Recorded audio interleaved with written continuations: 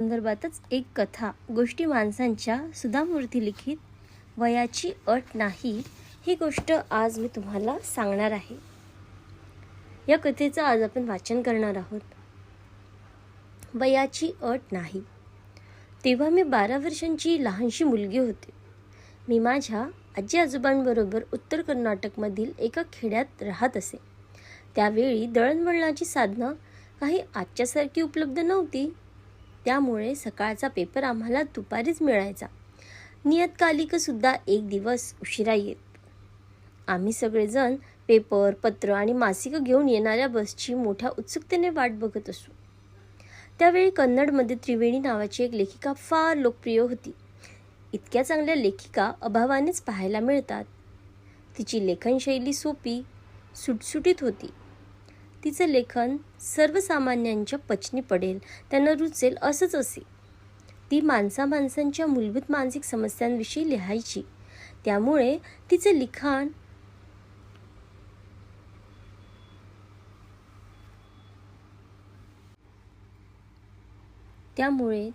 लिहिणं आम्हाला आपलं वाटायचं. कन्नड साहित्याचं दुर्दैव असं की ती लेखिका अकाली हे जग सोडून गेली.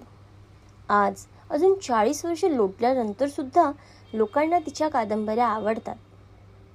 त्यावेळी कर्मवीर नामक कन्नड साहित्यामध्ये एक कादंबरी काशी यात्रे क्रमशः प्रसिद्ध होत असे. एक म्हातारी स्त्री आणि काशी किंवा वाराणसीला जाण्याची तिची दुर्दम्य इच्छा याविषयीची ही कहाणी आहे. काशीला जाणं आणि भगवान विश्वेश्वराची आराधना करणं ही बऱ्याच हिंदूंच्या मध्ये अत्यंत पुण्यप्रद गोष्ट आहे. त्या म्हाताऱ्या स्त्रीचाही असाच गाढ विश्वास होता. काशीला जाण्यासाठी तिची जी धडपड चालली होती त्याचं वर्णन या कादंबरीत रेखाटलेलं होतं. त्याचं कथेत एक अनाथ तरुण मुलगी असते. ती प्रेमात पडते, परंतु लग्न करण्यासाठी तिच्याकडे पैसे नसतात. अखेर ती म्हातारी स्त्री स्वतःचे काशीला जाण्यासाठीचे जमवलेले सगळे पैसे त्या मुलीच्या हवाली करते व स्वतः काशीला जातच नाही असं दाखवलं होतं. ती म्हणते, या पोरक्या मुलीचा आनंद त्या काशी विश्वेश्वराच्या पूजनापेक्षा जास्त महत्त्वाचा आहे. माझी आजी कृष्टक्का कधी शाळेत गेली नाही. तिला लिहिता वाचता येत नसे. दर बुधवारी ते साप्ताहिक आलं की मीही कथा तिला वाचून दाखवत असे. त्यावेळी तिला सगळ्या कामाचा विसर पडे. ती अक्षरशः जीवाचा कान करून त्यातला प्रत्येक शब्द ऐकत असे. ऐकून झाल्यावर तिला त्या कथेचा शब्द मुखोद्गत झालेला असे. माझी आजीसुद्धा कधीच काशीला गेलेली नव्हती. त्यामुळे कादंबरीतील त्या म्हाताऱ्या आजीबाईशी तिला खूप जवळीक वाटायची. त्यामुळेच गोष्टीत पुढं काय घडतंय याची उत्सुकता इतर कोणापेक्षाही तिलाच जास्त असे. म्हणूनच मला ती कथा तिला वाचून दाखवावीच लागायची. एखादी सुरेख लिहिलेली कादंबरी असेल तर वाचकाला तिचं जबरदस्त वेड लागू शकतं हे मला आत्ता समजतं. पण लहानपणी मात्र मी माझ्या आजीला ती गोष्ट वाचून दाखवून लगेच खेळायला बाहेर पळून जायची. देवळाच्या ओसरीत आजी व तिच्या मैत्रिणी रोज भेटायच्या. आम्ही तिथेच लपाछपी खेळत असायचो. त्या सगळ्या जमल्या की या कादंबरीवर त्यांच्यात हमखास चर्चा चाले. एकदा मी आणि आमच्या घरची काही लहान मुलं आम्ही सगळे शेजारच्या गावात लग्नासाठी गेलो होतो. त्या काळची लग्न म्हणजे भलं मोठं खटलं असायचं. आम्हा मुलांची तर नुसती चंगळ असायची. सगळी आत्ते मामे भावंडे जमायची. आम्ही दिवसभर खादाडपणा करायचो. मोठ्यांचा काही धाक नसायचा. सगळं नुसतं स्वातंत्र्य. कारण मोठी मंडळी कामात गुंतलेली असतात.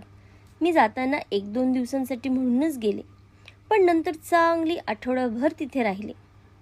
मी गावी परत आले आणि पाहिलं तर काय, आजीचे डोळे भरून आले होते. मला आश्चर्याचा धक्काच बसला. कितीही संकट कोसळली तरी आजीला कधी रडताना पाहिलं नव्हतं मी. काय झालं तरी काय, मला काळजी वाटली.